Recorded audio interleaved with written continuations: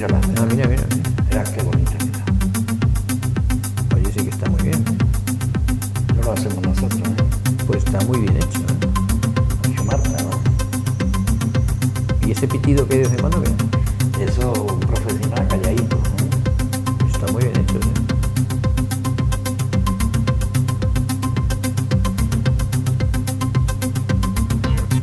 Joder, qué barbaridad. Qué nivel, ¿eh?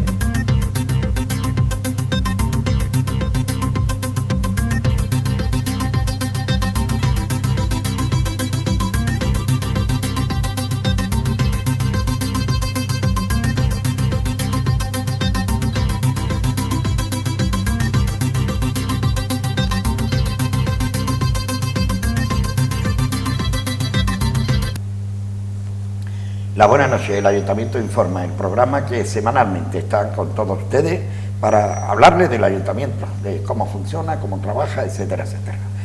Está con nosotros Carlos Rubio, que como saben es delegado de Hacienda y Administración Pública, Ayuntamiento de Marbella. Buenas noches, Carlos. Hola, buenas noches. Bueno, vamos a hacer un programa, si te parece, monográfico, relacionado con la espina dorsal de funcionamiento del año 15, que son los presupuestos del año próximo. Los dineros que tenemos y cómo se van a emplear, etcétera, etcétera. Pero antes me gustaría saber el precocinado, ¿eh? Muy bien. ¿Cómo se organizan unos presupuestos de una cantidad importante, elevada? ¿Eh? ¿Cómo se organiza? ¿Cómo se distribuye? ¿Con quién se cuenta? Etcétera, etcétera. Para ello, ¿quién mejor que Carlos Rubio como delegado de Hacienda? Carlos, ¿cuáles son los digamos, el prepartido? Esto es como el tema del fútbol, la preparatoria, ¿no? Las preparatorias. ¿Cómo se desenvuelve el tema, Carlos? Bueno, pues como bien dices, que un presupuesto de una magnitud importante, ¿no? Este año vamos a aprobar un presupuesto por encima de 250 millones de euros, que es mucho dinero. Pues tiene una preparación, 250 millones de euros. Eso en pesetas, la conversión a pesetas son muchas pesetas. Empieza pues desde mucho antes, como lógicamente hay que tenerlo todo muy bien previsto, hay que hacer las cosas muy seriamente, y si hay algo en lo que nosotros desde el principio siempre hemos puesto mucho el acento y hemos sido muy rigurosos, es precisamente con eso, con ser rigurosos, con ser muy serios, porque cuando estamos hablando de estas cifras, estamos hablando de un dinero que es de todos los ciudadanos, tenemos que ser muy serios en cuanto a nuestros cálculos y en cuanto al dinero, cómo lo utilizamos. Pues bien, más o menos allá a principios del verano, que esto sería, digamos, la primera preparatoria, la pretemporada, por así decir, ¿no? A principios de verano se empiezan a hacer las fichas presupuestarias, ¿no? Nosotros desde el área económica del ayuntamiento se empieza a preparar todo lo que son los documentos que deben cumplimentar las distintas áreas y empezamos ya a hacer una primera estimación de los ingresos que se pueden producir en el año siguiente. Desde hace ya varios años nosotros venimos calculando los ingresos en base a lo que realmente se recauda para no tener problemas. Es decir, el criterio de caja es lo que hace que nuestros presupuestos sean muy serios, muy solventes, sean muy realistas, ¿no? Entonces nosotros vemos por cada uno de los tipos de ingresos que tiene el ayuntamiento, pues cuánto de verdad se está recaudando, vemos la evolución de los últimos años, vemos qué porcentaje sobre los padrones o sobre las liquidaciones, pues cuánto estamos cobrando de verdad, cuánto se queda para cobrar en ejecutiva, en fin, todos esos cálculos se hacen y en base a eso se hace una estimación de los ingresos totales que va a tener el ayuntamiento durante el año siguiente. Eso va en función también del devenir, del buen hacer o el mal hacer de la gestión que se hace a lo largo del año por parte de principalmente la alcaldesa y después los delegados. Pues si se hace mala gestión, de alguna manera afecta a los presupuestos, de alguna manera, ¿no? Afecta a todo, claro. Está controlado, sí, pero si, por ejemplo, se presenta cualquier tema en unas plicas, ¿no? Y yo entiendo que se debe de ir primero a la calidad y después también a la cantidad, ¿no? Al dinero, ¿no? Para poder de alguna manera ahorrar para el ayuntamiento, ¿no? Esas son normas que, siempre, vamos a ver. Son normas, digamos. Eso por supuesto, o sea, al final todos los contratos que hace el ayuntamiento, todos, absolutamente todos, se tienen que someter, como es lógico, a la legislación de contratos del Estado. Las administraciones públicas todas tienen que seguir lo que dice la administración, la ley de contratos de las administraciones públicas.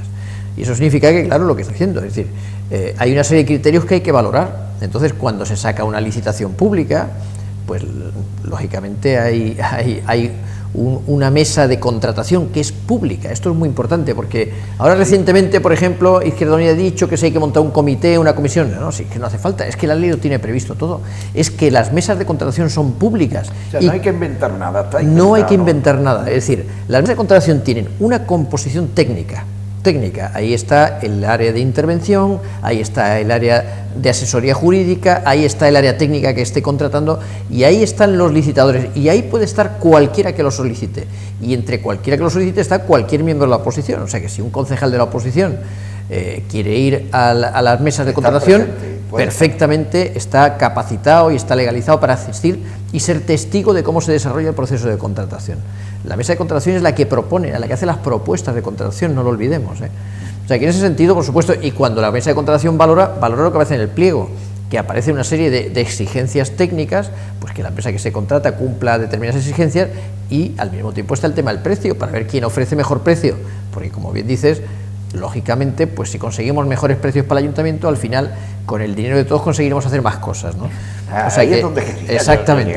Dice eso, bueno, ese tipo de gestión que hay, que es una gestión enorme por parte del ayuntamiento, con arreglo a los presupuestos que trabaja, pues es lógico, desarrolla una gestión extraordinaria. Claro. Pero yo te hago una pregunta con relación, aunque no me gusta, no te tenía que haber cortado porque va bien, pero después coges el hilo. Retomamos. El hacer los presupuestos, tú como persona responsable de este tema, el tratamiento lo hace como si fuera tuyo, a ver si me entiendes. El tratamiento de cariño, de que las cosas bien, lo hace quizás mejor que si fuera tuyo. Más y mejor que si fuera mío. Al final, aquí uno no puede perder de vista nunca que ese dinero no es mío, ese dinero no es de ninguno de los que estamos en el ayuntamiento. Ese dinero es de todos los ciudadanos y por lo tanto hay que tener un cuidado exquisito. De tal manera que cuando estamos calculando cuánto va a gastar un área, porque como decía en ese proceso que primero calculamos los ingresos y luego le preguntamos a cada área cuáles son sus necesidades de gasto. Entonces, como siempre las necesidades son más de lo que tenemos que ir ajustando poco a poco. Y entonces se hace un proceso en el cual uno por uno se les pregunta, vamos a ver, ¿cuáles son las prioridades? ¿De verdad esto es necesario gastarlo? ¿Esto no es necesario? ¿Es imprescindible? ¿Mejora tu servicio haciendo esto? ¿No? Es decir, es un estudio exhaustivo, área por área, analizando gasto por gasto, a ver cuál es necesario, cuál es útil y cuál no es útil. Entonces, ya digo que en el espíritu, no el mío solamente, sino de todo el equipo de gobierno, de los propios funcionarios que participan, desde el interventor hasta el último administrativo del área económica, y por supuesto de todo el ayuntamiento, ¿no? Pero el área económica, como está más encima del proceso, especialmente, tienen más cuidado que con sus propias cuentas caseras. Porque la decisión de la elaboración de los presupuestos no depende única y exclusivamente de la clase política. Hay un trabajo técnico de gente, funcionarios, trabajadores del ayuntamiento, ¿no? Claro, por supuesto. O sea, vamos a ver, las directrices las marca el equipo de gobierno, son decisiones políticas. O sea, si vamos a hacer más hincapié en gasto social o en políticas educativas o en políticas de inversión, eso lo decide el equipo de gobierno. Pero, primero, hay muchos gastos que no dependen tanto de la decisión política, sino del simplemente la ejecución normal de los servicios, y estos son los técnicos los que nos tienen que decir cuáles son esos gastos. O hay otros gastos que no dependen de nosotros, como son las aportaciones a consorcios exteriores, a otro tipo de federaciones, en fin, al final hay una parte del gasto que nos viene dada, y de la parte, digamos, de decisión política, la concreción en un gasto concreto también tiene una participación técnica muy importante. Por supuesto. Bien, estábamos en la elaboración de estos presupuestos. Es bueno que la audiencia, la ciudadanía, conozca estos pormenores. ¿Por qué lo digo? Bueno, lo que está cayendo, desgraciadamente, hay gente que no tenían que hacer, no solo política, sino borrarlos del mapa, en el sentido literal de la palabra, porque por unos pocos están pagando bastante gente que están trabajando con lealtad y con honestidad en la cosa pública, ni más ni menos, y sobre todo en los ayuntamientos, que es donde está el tema más cercano, el ciudadano más cercano, y donde la atención tiene que ser más preferente. Por eso decía que, por eso esos pormenores, esa explicación que llegan a los ciudadanos para que sepan cómo se elaboran los presupuestos, qué seguimiento tienen, qué control tienen, etcétera, etcétera. Estábamos en la elaboración, digamos, del proyecto, ¿no? Exactamente. ¿Qué camino lleva una vez que...? Bueno, una vez que se han recibido todas las propuestas, como digo, ya es un estudio pormenorizado. También quiero destacar aquí que, por ejemplo, desde los distintos distritos y a través de las asociaciones de vecinos se remiten proyectos de inversión que son analizados y son priorizados dentro del ayuntamiento. Es decir, que hay una participación, efectivamente. Llamémosla ciudadana, ¿no? Correcto, o sea, además de las propias determinaciones políticas del equipo de gobierno, aparte de las necesidades técnicas que los funcionarios nos hacen llegar, está esa participación de los ciudadanos a través de sus propuestas, de priorización o de realización. Entonces, todo eso se junta, todo eso se reúne y ya empezamos lo que es la propia elaboración del presupuesto. Ya tenemos toda la documentación previa, sabemos cuánto vamos a ingresar, sabemos dónde deberíamos gastar y tenemos que ajustar el uno al otro.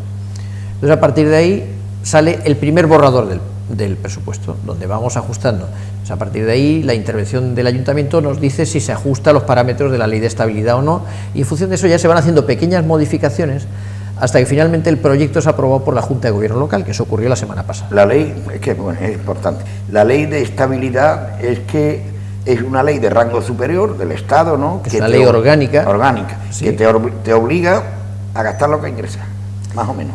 Bueno, lo que obliga a la ley de estabilidad es a que los presupuestos de los ayuntamientos se tienen que aprobar en equilibrio y respetando lo que se llama la regla de gasto. Que no haya déficit ni es decir, superávit. Que los ingresos corrientes, los ingresos normales, recurrentes, los que tiene más o menos previsibles todos los años, sean suficientes para pagar los gastos corrientes, los normales, los de gasto de personal, de mantenimiento, combustible... El tema de la luz pública, efectivamente. Entonces, para que pueda funcionar el ayuntamiento. Técnicamente es eso, eliminamos de todo lo que son las cuentas del ayuntamiento, todas las cuentas financieras, tanto las amortizaciones como los préstamos, etcétera, y lo que queda lo comparamos.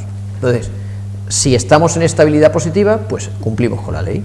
A partir de ahí, la ley te exige una segunda cuestión, que es que no debe superar un determinado techo de gasto. Esto es un informe que nos hace la intervención, donde se ve que el presupuesto cumple con la ley y que por lo tanto se puede tramitar. Entonces ya digo que eso, después de todos esos informes, se llega a Junta de Gobierno Local. Allí se aprueba el proyecto, porque somos una gran ciudad, y las grandes ciudades tienen un mecanismo ligeramente distinto. Se aprueba el proyecto, posteriormente se da conocimiento a la oposición cuando se convoca la comisión de pleno, donde se debate y se dictamina este proyecto, y finalmente se debate en el pleno y eventualmente se aprueba en el pleno. Pasa también, tengo entendido que creo que se ha hecho, ¿no? Pasa también a una comisión ciudadana donde la alcaldesa explicó hace unos días, concretamente en el Hospitalillo. ¿No? Creo exactamente, que fue, ¿no? exactamente. Bueno, aquí se les da cuenta, realmente ahí no hay, digamos, sí, la aportación es más a través de la participación ciudadana, pero ahí realmente no entran dentro del proceso. Pero es verdad que a esta comisión se le da conocimiento de todas las decisiones presupuestarias que hace el ayuntamiento, claro. Bien, ya ha pasado por la Junta, no por la Junta, por la comisión informativa, llamémosle, ¿no? Ha pasado ya por la comisión informativa, sí. ¿Y qué trabajo hace la oposición? A la oposición se le da posibilidad de que tenga conocimiento de cómo van los presupuestos antes o una vez que están aprobados se le da, pregunto. No, la oposición se le da en el momento en que se aprueba el proyecto. Es decir, ellos no tienen intervención antes porque la responsabilidad de la elaboración es del equipo de gobierno. Se le dan en ese momento. Entonces, ellos lo que pueden hacer en la comisión informativa o en el propio pleno es pues apuntar si entienden que algo se debe modificar o no se debe modificar, en fin, analizar. Una especie de alegaciones, ¿no? Sí, luego hay un plazo de alegaciones, pero en principio la oposición cuando tiene que intervenir es en el pleno, es en la comisión y en el pleno. Entonces ahí pueden hacer sus observaciones, presentar sus enmiendas y bueno, y en su caso pues valorar las enmiendas. Luego es verdad que una vez que ha sido aprobado por pleno, el presupuesto tiene que ser publicado. Entonces está en el boletín oficial de la provincia, se publica ese presupuesto y tiene que estar 15 días publicado. Y durante esos 15 días cualquier ciudadano... ¿Por qué razón? Porque lo marca la ley. Sí, pero aparte hay una razón primordial también. Aparte de que tenga conocimiento para que tenga la posibilidad cualquier colectivo o persona... Eso es lo que iba a decir ahora. Es decir, durante ese periodo de publicación, cualquier colectivo, cualquier ciudadano que entienda que el presupuesto no cumple con algunos de los requisitos que tiene que cumplir o no incluye determinados gastos que debiera incluir, pues él puede presentar su reclamación y entonces, una vez superado ese plazo de información, hay un segundo pleno. Es un mes, ¿no? No, son 15 días. 15 días. Luego 15 días hay que esperar, digamos, 8 días más mientras se tramita todo eso. Entonces hay un segundo pleno, que sería el de aprobación definitiva, donde se resuelven las reclamaciones, si hubiera habido reclamaciones, y donde ya se aprueba definitivamente el presupuesto. Ya no hay una segunda alegación. Ya en ese momento es la aprobación definitiva, ya se manda nuevamente a publicación, pero ya el día 1 de enero entraría en vigor. Muy bien. Son pasos, digamos, muy marcados y de obligado cumplimiento. Como Claro, son pasos que marca la ley, eso. Me gustaría saber si tiene posibilidad, aunque no lo tiene a mano, ¿no? Pero creo que tiene conocimiento del tema. ¿Cómo va repartido? Por ejemplo, me decías que hay gastos imprescindibles, que son los gastos corrientes, los gastos que necesariamente tienen que estar ahí para el funcionamiento del ayuntamiento. Pero sí, hay temas sociales, temas de interés cultural, temas de interés del deporte, está el tema de la realización de obras, etcétera, etcétera. ¿Cómo va repartido las inversiones públicas? ¿Cómo va repartido ese dinero? ¿Vamos a tener más, menos que el año pasado? ¿Cómo va ese tema? El presupuesto... ¿Y por qué? Perdóname, ¿por qué hemos aumentado casi 30 o 40 millones de euros más que el año 14? Bueno, empiezo contestando la última pregunta, porque como he dicho, vamos a aprobar un presupuesto de 250 millones cuando el del año pasado fue de 214, es decir, un incremento muy importante. Pero esto tiene una explicación además de la cual hemos hablado aquí en este programa varias veces. El año que viene el ayuntamiento tiene que pagar a la Junta más de 22 millones de euros como consecuencia del anticipo reintegrable que se le dio a la Comisión Gestora con motivo de la disolución. El año 15 tiene que pagar. En el año 15 hay que pagarle más de 22 millones de euros. Nosotros, como hemos dicho muchas veces, hemos intentado que la Junta de Andalucía renegocie para que no sea una cantidad tan elevada, para que no ponga en problemas al ayuntamiento. La Junta se ha negado, es decir, ha habido un desprecio absoluto por Marbella, un desprecio absoluto por el ayuntamiento, hasta el punto de que incluso las últimas cartas que se han remitido a la consejera de Hacienda no han sido ni contestadas, es decir, las peticiones de reunión que ha hecho la alcaldesa consejera de Hacienda no han sido ni contestadas.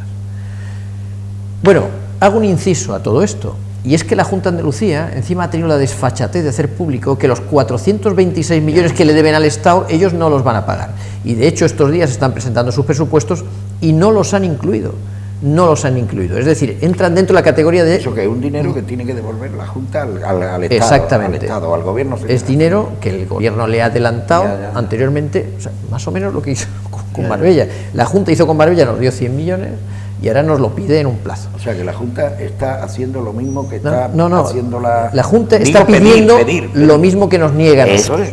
Entonces, ahora ellos le piden al gobierno que le deje 20 años para devolver esto. A nosotros nos lo niega, y sin esperar a respuesta del gobierno, directamente no lo incluyen en sus presupuestos.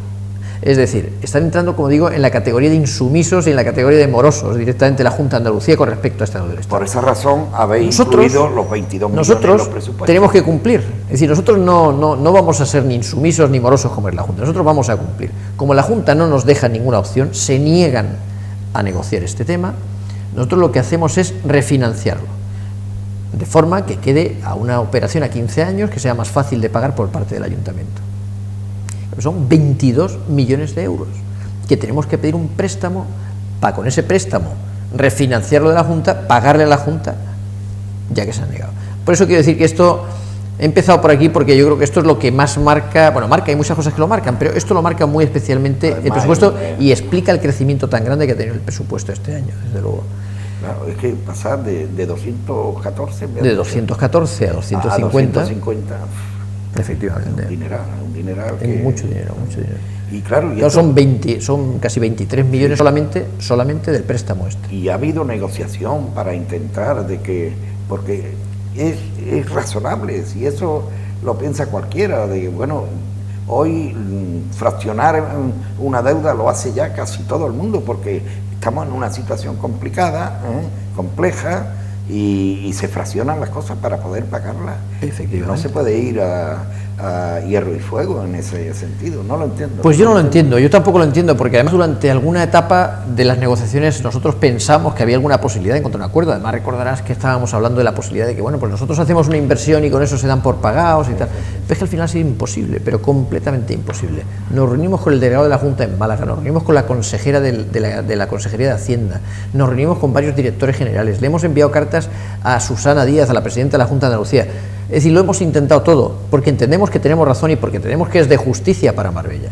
Pero la verdad es que ni una cosa ni otra, es que no ha habido contestación, no ha habido respuesta, y la realidad es que el año que viene sigue apareciendo que tenemos que pagar 22 millones de euros y por lo tanto, puesto que no queremos ser morosos, lo que vamos a hacer es pedir un préstamo para pagar los 22 Carlos, millones. yo no te he preguntado todavía de la inversión que se le debe a la ciudad de Marbella histórica. Es que eso que hay esa famosa reunión, eso parece ser que ni se va a acometer ni hay visos de poder acometer en poco tiempo, ¿no? Pregunto. No, ahí de esa famosa comisión, además se aprobó en pleno, todo el mundo recordará que en pleno aprobamos, todos los grupos nos pusimos de acuerdo, por unanimidad, que había que crear una comisión para reclamar a la Junta que invirtiese. Correcto. Bueno, está claro que ni Izquierda Unida del PSOE tienen ningún interés en esta comisión ni en pedirle a la Junta nada, porque la verdad es que ahí está, muerto de risa, ahí está la realidad, es que nosotros vamos a pagar 22 millones de euros y la Junta no se ha comprometido a nada, y ahí están los presupuestos de la Junta, que un año más se han negado a territorializar y por lo tanto no sabemos si va a invertir o no va a invertir. La experiencia nos demuestra que no han invertido nada, porque las inversiones de la Junta en Marbella han sido cero durante estos últimos años, con lo cual hay que presumir que el año que viene no van a invertir nada tampoco. Los presupuestos de la Junta hay posibilidad, tenéis conocimiento, el borrador, ¿no? Tenéis conocimiento claro. de cómo va el proyecto. Bueno, en este momento pregunta, por si han metido la inversión de esa deuda histórica que tiene con Marbella, ¿no? Pues, de esas realizaciones, esa financiación, esa inversión. No la han metido. Vamos a ver, ya digo que el presupuesto de la Junta es muy confuso, no está territorializado, no está claro, pero es que no está metido, es que no han invertido nada y no van a invertir nada en Marbella. Por desgracia es así. Y si no fuera porque el Ayuntamiento desde hace varios años está haciendo un esfuerzo de inversión inmenso, esta ciudad se estaría viniendo abajo poco a poco, porque si dependemos de las inversiones de la Junta, al final no se hace nada, es que no se ha hecho nada. O sea, ¿cuántos colegios nuevos han hecho aquí en estos últimos años? ¿Cuántos centros de salud nuevos han hecho estos últimos años? ¿Cuántas reparaciones de las vías de titularidad autonómica han reparado estos últimos años? Es que no han hecho nada. Y realizaciones que le dan categoría a cualquier ciudad. Por supuesto. Como por ejemplo, que son necesarias. El Congreso en condiciones, el Palacio de Justicia en condiciones, no repartido como está ahora. Pero si es que hasta el conservatorio, que es competencia de la Junta de Andalucía, lo ha pagado el Ayuntamiento de principio a fin, del primer euro al último. La Junta de Andalucía no ha invertido nada en Marbella, nada, por desgracia, porque creo que al final las inversiones de una administración como la autonómica no tenían que tener que ver con el color político de quien gobierna en cada municipio, tenían que ser, bueno, actuar con lealtad institucional, ¿no? Que es como intentamos actuar todos. Y en definitiva no es ni al PP ni a... Es a la ciudad, a los ciudadanos. Ni a Carlos Rubio, ni a la alcaldesa donde va a ir ese tema, es para la ciudad de Marbella, de hecho va para los ciudadanos que viven y que vienen a visitar nuestra ciudad, ni más ni menos. Bueno, pues vamos a ver, yo soy difícil para perder la ilusión, la esperanza, ¿no? Pero estoy viendo que el tiempo pasa y no se ejecuta ese tema. Entonces, lo tenéis complicado para buscar dinero para el tema de inversiones, para el tema por ejemplo, los planes de empleo que se están realizando, los temas sociales, los temas de cultura, deporte, etcétera, etcétera. Es bueno de explicarlo para que lo conozca la ciudad. Pues precisamente, y esto es importante saberlo, es decir, como tenemos que pagar a la Junta, hemos recurrido a un préstamo para no tener que reducir las otras partidas. Y por ejemplo, en los planes de empleo, que yo creo que esto es un tema muy importante, el presupuesto con respecto a 2014 crece en un 69%, casi un 70% de incremento. Estamos destinando, no llega al doble, pero casi, de cantidades para planes de empleo para todas aquellas personas que tienen dificultad para poder acceder a su primer puesto de trabajo o a un puesto de trabajo después de haberlo perdido y llevar en paro un montón de tiempo. Y ahí estos días se pueden ver en el Ayuntamiento un montón de personas que están llevando ahí su currículum, están llevando, ¿por qué? Porque estamos haciendo esa selección para esos planes de empleo. vamos a hacer un programa de becarios para el año que viene para todos esos jóvenes que están en Marbella, que les cuesta encontrar un primer empleo porque les falta experiencia. Esto es un número importante. Sí, pero esto yo creo que todos los que tenemos, pues me incluyo, todos tenemos hijos en edad de empezar a buscar trabajo, dicen, es que esto es un círculo vicioso. Si quiero, me presento un trabajo, me piden experiencia. Y si no tengo experiencia no me cogen, pero si no me cogen no consigo experiencia nunca, con lo cual... Entonces, bueno, pues para romper ese círculo vamos a hacer un programa de becas donde esperamos llegar a 300 jóvenes del municipio, que hayan terminado sus estudios, tanto de formación profesional como universitario, los vamos a utilizar.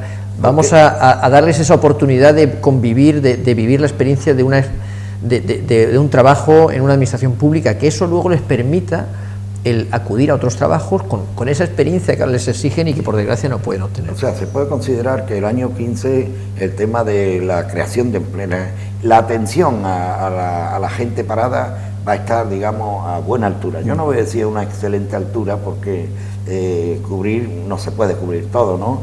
Pero va a haber una buena parte que van a encontrar, digamos, ese hueco que le viene muy bien. Yo me atrevería a decir que este presupuesto, si hay en fin, está el tema del préstamo, que es muy significativo, pero si hay un sello desde el punto de vista de voluntad política que lo caracteriza, si hay algo que es la marca distintiva de este presupuesto, es el esfuerzo por el empleo.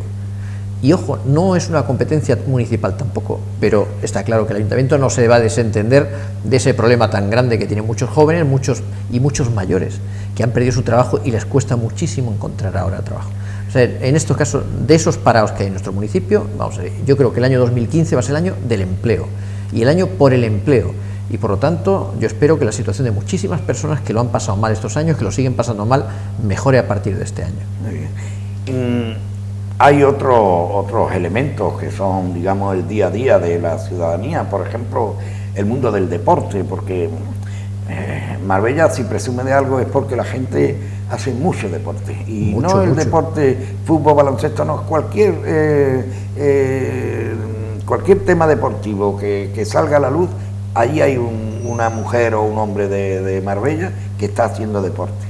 Cualquiera que... Pues bien, en ese tema, ¿cómo lo tiene contemplado?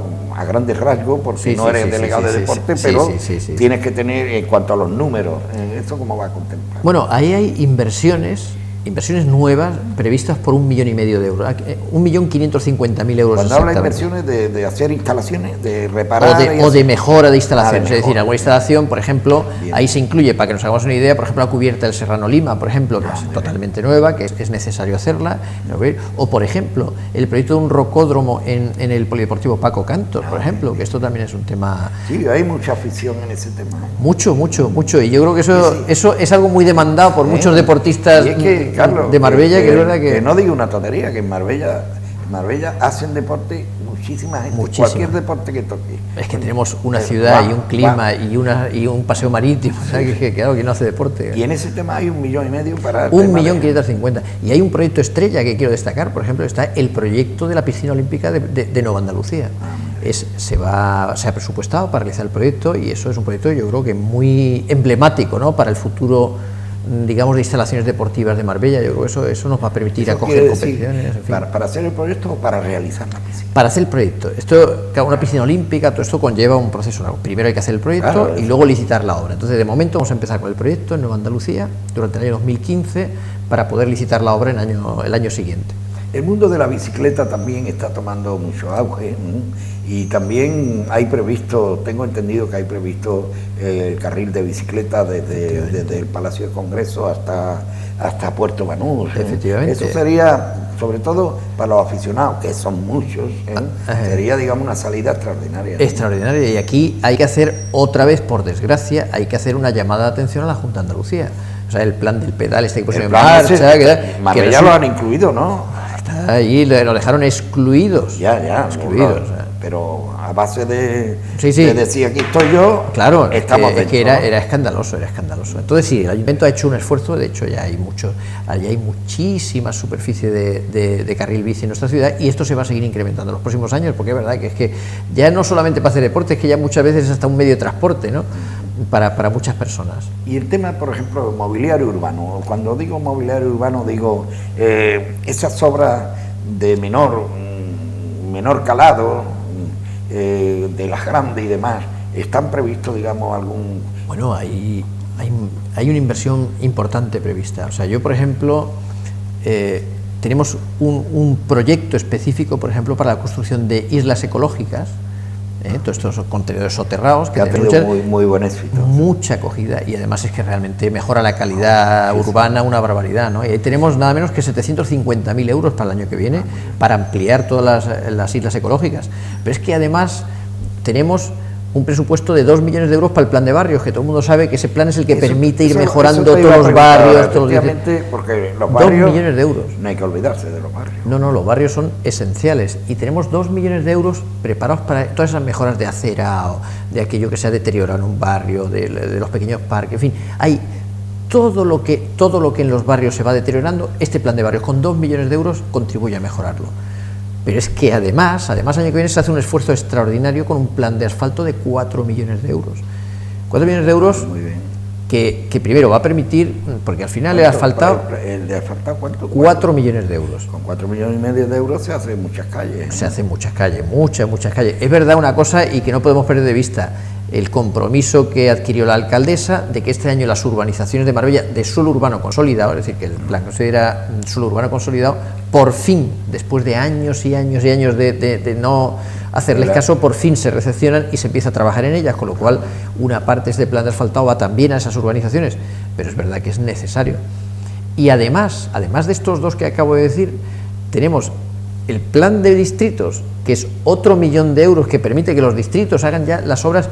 Si el plan de barrios va a la cometida, por ejemplo, de un acerado completo, una calle, pero ese alcorque que está mal, o esa alcantarilla que hace ruido, o todo eso, los distritos tienen 1 millón de euros para responder. Han pasado de 100.000 a 1 millón, ¿no? A 1 millón de euros el año que viene. Es decir, porque se quejaban los componentes de que con ese dinero que vamos a hacer nosotros. No, pues tienen la capacidad, tienen mucha capacidad, pues eso, para cuando haya esas quejas de que porque no funciona esto, porque este alcorque está roto, porque este canalón sea no sé cuánto, porque este acerado tiene un bache, porque hay todo eso. Eso es un complemento importante para el tema del plan de barrio en sí. Efectivamente, ese sería el complemento, tú lo has dicho, es el complemento perfecto para el plan de barrio.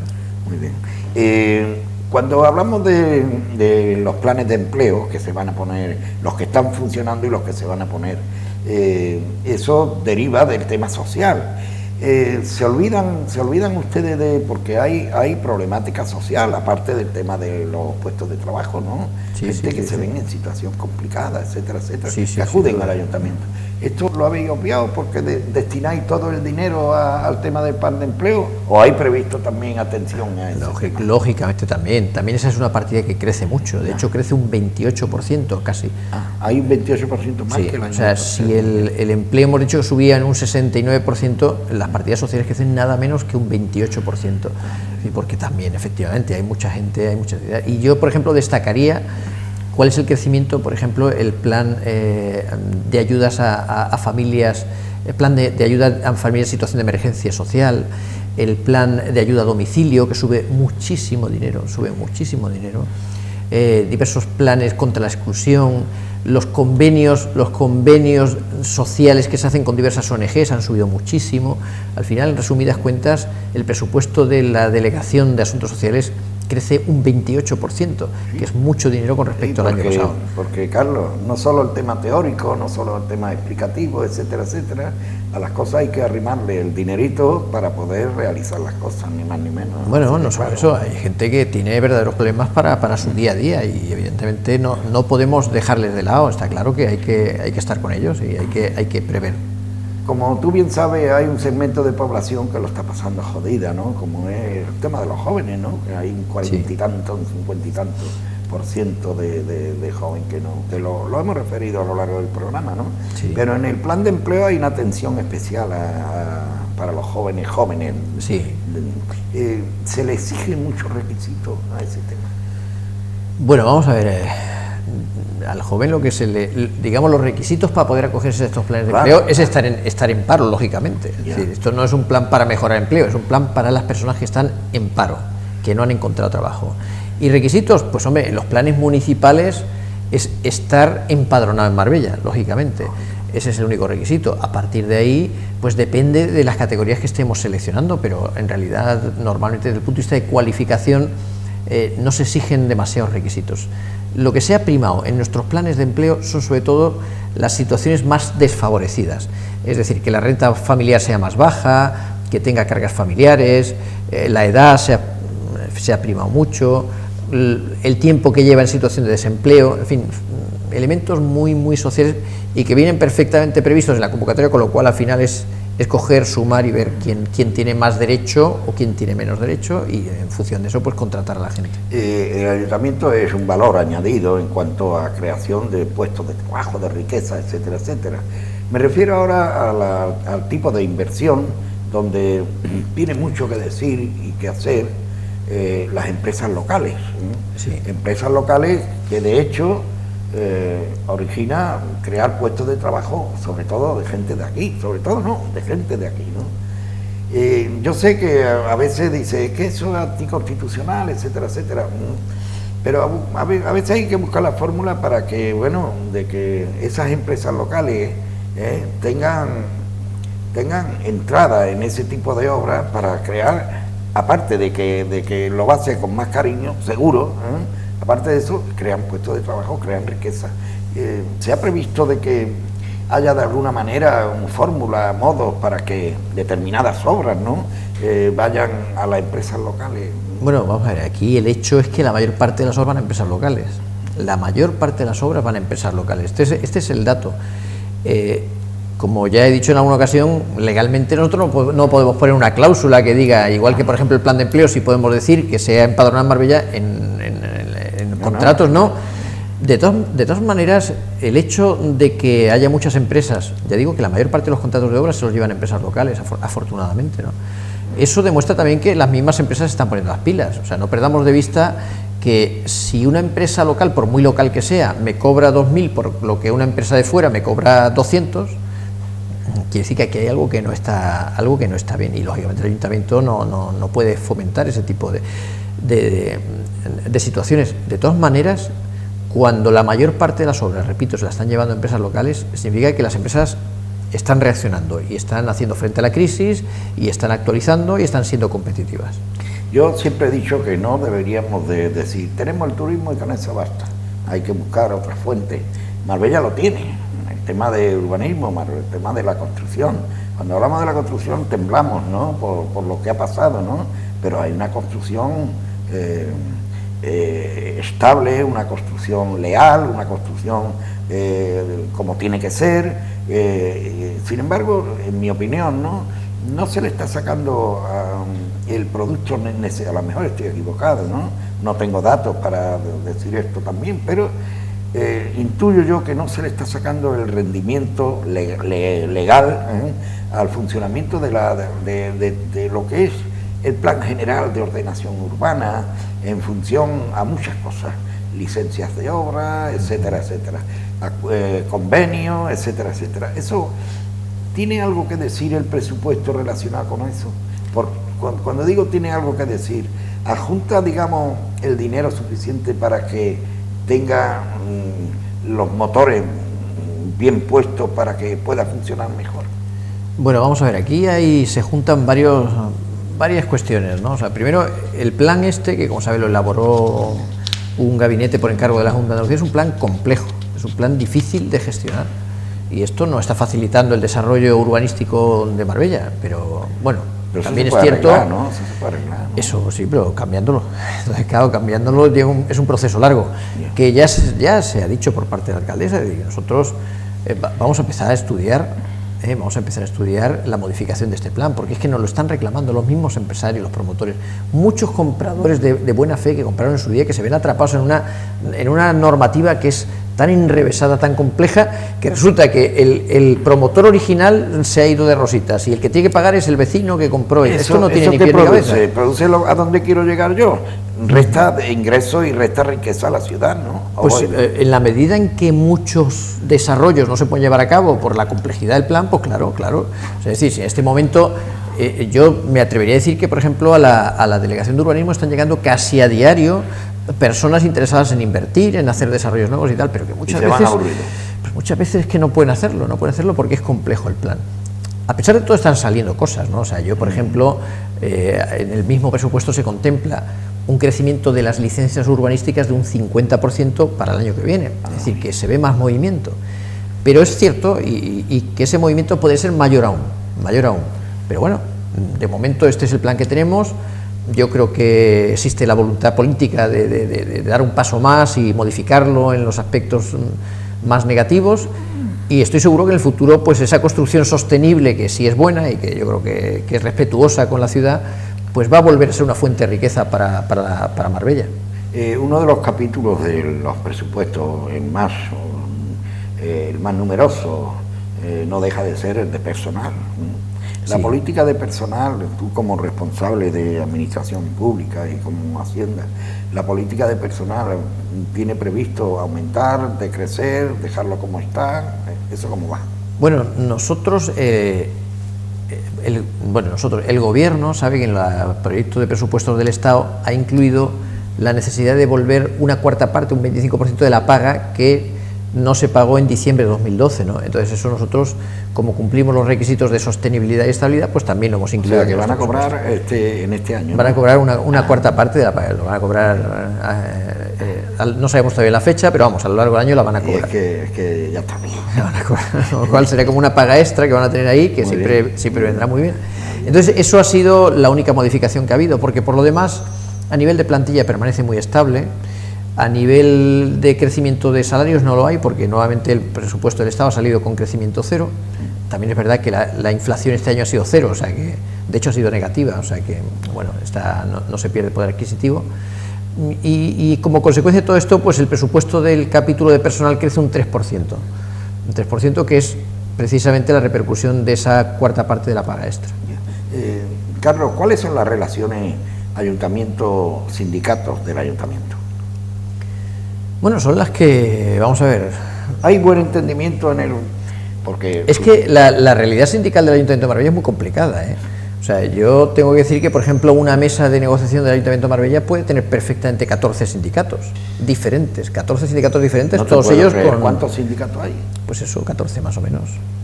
14 más o menos. Es una cifra que no es normal. Yo esto no he conocido ningún ayuntamiento, ninguna administración que tenga el número de sindicatos que tenemos nosotros, pero bueno, es una realidad que tenemos aquí.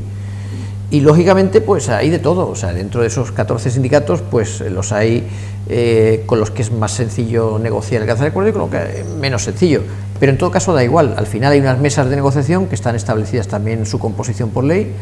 Nosotros, lógicamente, todo aquello que tiene que ir a las mesas de negociación, pues allí acudimos, se discute, ¿no? Hablamos, discutimos y negociamos con los representantes de los trabajadores, y si hay acuerdo bien, y si no hay acuerdo, pues... 14 sindicatos es que todos quieren ser cabeza de león, no cola de ratón, digo yo. Yo me imagino que sí, me imagino Porque que sí. es que, vamos, peor para ellos, yo creo que es peor para ellos, ¿no? Divide y vencerá. Yo la verdad es que no sé muy bien por qué se produce esta situación de tanta diversidad.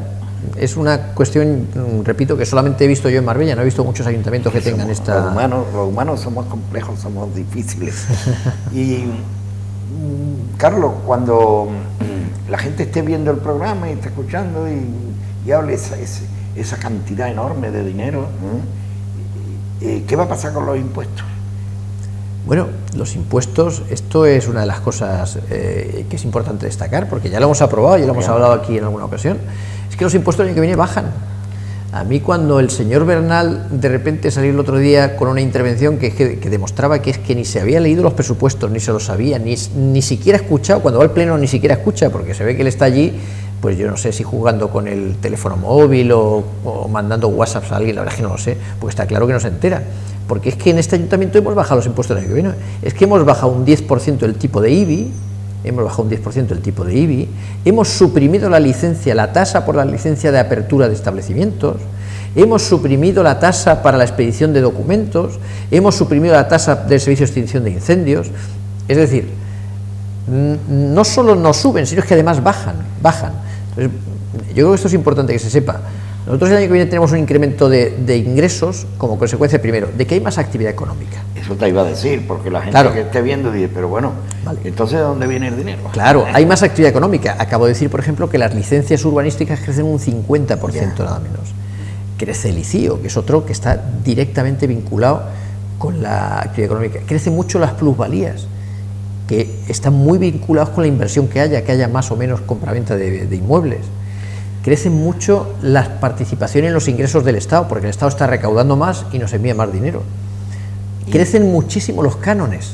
Este ayuntamiento, afortunadamente, hay muchas más personas que están cogiendo concesiones municipales, que están pagando religiosamente su canon. Eso permite un crecimiento enorme de los cánones. Y al final todas esas vías, que no son impuestos, están creciendo. Y gracias a esos crecimientos es por lo que el presupuesto puede crecer, pudiendo crecer a pesar de bajar los impuestos. Dos cosillas.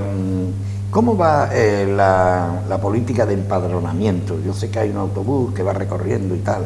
Ya lo hemos dicho, ¿por qué? Por la importancia de empadronarse a la gente que vive en Marbella, ¿no? Que hay muchos todavía que no se han empadronado, ¿no?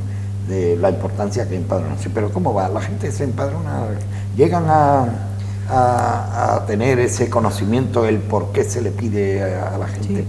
Bueno, ahora se están empadronando. Lo que pasa es que el empadronamiento, en el caso de residentes extranjeros, pues se da de baja automáticamente transcurrido un tiempo y tienen que renovarlo. Entonces se produce muchas veces por ignorancia o por dejadez o porque no se dan. Entonces, por ejemplo, a principios de año se produjo una reducción muy importante de empadronados, ¿no? De 6.000 y pico empadronados, que ahora se han recuperado poco a poco, ¿no? Con ese autobús y con una serie de campañas se han recuperado. Pero si a principios de año estábamos en una población de casi 150.000 habitantes, ahora estamos en 145.000 más o menos, es decir, que hay una pequeña bajada. Pero en este momento se está produciendo otra vez un empadronamiento bastante importante de personas en el municipio. Hemos llegado a bajar, hacía tiempo que Marbella no bajaba. Pero es consecuencia de esto que acabo de decir, en realidad no baja. Lo que pasa es que, claro, el Instituto Nacional de Estadística da automáticamente de baja a los extranjeros cuando no han renovado. Entonces, claro, si no renuevan, se produce ese efecto, que de repente, pues a lo mejor pierde, pues Mijas perdió un montón de población como consecuencia de eso, Estepona, en fin, todas las ciudades de la costa que tienen esta característica de tener muchos extranjeros empadronados, pues si no se renueva, no se está muy activamente encima de ellos para que renueven, pues o se les olvida o no tienen interés y no lo hacen. Y claro, el Instituto Nacional de Estadística va a estar muy pendiente de ese tema, porque en función al número de habitantes que tenga Marbella, vienen los dineros del Estado, ¿no? Claro, tiene una influencia, claro. Claro, por eso también es importantísimo de que la persona que vive aquí pues esté empadronada, porque entre otras cosas hay que hacerle servicios, desde la recogida de basura hasta las calles para que pase su coche. Por supuesto, por supuesto. Que lo usa y por esa es la razón. Carlos, ¿el ciudadano de Marbella es buen pagador en el tema de impuestos? Bueno, yo creo que en general sí, o sea, la verdad es que hay mucha morosidad. No, y de hecho, bueno, esta cuestión que la hemos estado analizando también para esto, precisamente para elaborar el presupuesto, hemos visto que incluso durante la etapa de crisis, que pensábamos que podía haber una incidencia, ¿no?, en cuanto al pago voluntario de impuestos y tal, no se ha producido grandes variaciones. Es decir, que en general el ciudadano de Marbella es bastante buen cumplidor con sus obligaciones tributarias con el ayuntamiento, y no ha habido grandes alteraciones. La verdad es que más o menos se mantiene estable. O sea, que buen pagador, paga bien, por lo tanto hay que realizar buenos servicios. Esa es la obligación, claro. Claro, yo recuerdo en el anterior programa determinados servicios que son deficitarios para el ayuntamiento, ¿no? Por ejemplo, recogida de basura, etcétera, etcétera. Efectivamente. Eso hay modo o forma de buscar solución. Te lo digo de otra forma, hay cierto miedo, te lo digo como lo he escuchado, ¿no? Sí. De que el ayuntamiento tenga intención de privatizar, determinados servicios. ¿La cosa va por ahí, Carlos? No, vamos a ver. Los servicios que en este momento se prestan por parte de las empresas municipales y por parte de los organismos autónomos municipales o por el propio ayuntamiento, esto no se va a privatizar. Esto ya se ha dicho, bueno, pues ya va para la tercera elección que lo decimos, o sea que por lo tanto quiero decir que no es ya un compromiso que digamos en el aire, no, es que esto ya se ha comprobado año tras año en nuestra actitud política, ¿no? Por lo tanto, por ahí no hay miedo ninguno. Es decir, las empresas municipales no se van a municipalizar, no se van a privatizar, los SOALes no se van a privatizar, no hay ningún área del ayuntamiento que se vaya a privatizar. Luego, otro tema es que hay muchos servicios que, por ejemplo, lo que hablaba antes, el plan de asfalto, pues no lo podemos dar con máquinas propias, hay que contratar gente fuera. El mantenimiento, a lo mejor, de determinadas zonas que tienen una singularidad, una complejidad, como por ejemplo estoy pensando en el Boulevard de San Pedro, que es una de las zonas que se va a inaugurar para el año que viene, pues a lo mejor hay que contratar fuera una parte de él, porque con los servicios municipales no llegamos. Pero los servicios municipales van a seguir siendo municipales. Esta es una línea que se ha mantenido como criterio político desde la primera legislatura y que se sigue manteniendo, no ha cambiado. O sea, sé que no hay que las mentes que puedan tener en su cabeza ese tema, que lo olviden, que no hay la municipalización, perdón, la privatización del tema del servicio de basura, etcétera, etcétera. Eso se va a quedar tal como está. Exactamente. Muy bien, pues entonces el camino que le queda ahora es el pleno. El pleno. Y, por ejemplo, alegaciones, una vez que están, digamos, a exposición, esos 15 días, puede alegar cualquier persona, ¿no? Sí, cualquier persona que entienda que no se ha incluido alguna partida presupuestaria que debería estar incluida, puede alegar. Puede alegar. Cualquier otro tipo de alegación, por ejemplo, que hay una calle y la de al lado la arreglan y la mía no. Eso... Pero es que eso no es alegación, porque es que, ya digo, es que hay un plan de barrios que se va desarrollando a lo largo del año, con lo cual lo que tiene que hacer es ponerse en contacto con su distrito y decirle, oye, que esta calle de aquí, que está mal y que no sé cuánto, y seguro que le van a atender, seguro. Muy bien. Bueno, pues hasta aquí hemos llegado, Carlos. Como siempre, gracias.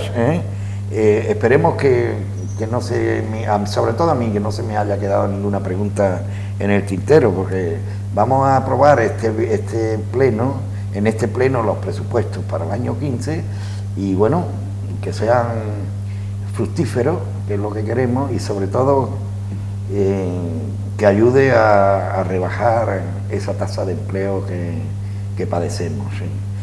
Carlos, como siempre, gracias. Muchas gracias a vosotros. Gracias a ustedes por seguirnos, buenas noches y hasta la próxima.